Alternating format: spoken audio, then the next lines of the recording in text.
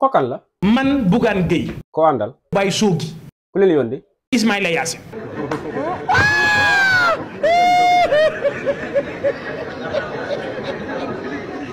lu mu la yónnee balaxal madda loo koy doyee j'aimerais yow loo bëgg nekk ci réew mi gundaandaat kii baaxul. lan mooy sa problème laa bëgg xam méttitu xol Ousmane Sonko ku ko bañ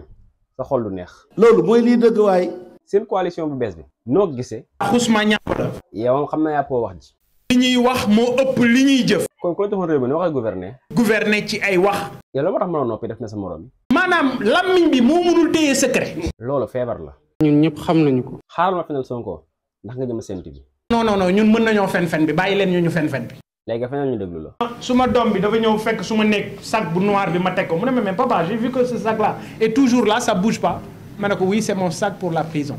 waatal barke Xaadimul Mustafa ko waxul dëgg. pourtant man na wax dëgg de dafa fen a fen ba ñuul kukk. du mu mus a wax ci àdduna ba suba ba ngoon jot du dëgg. Bougane dégg nga loolu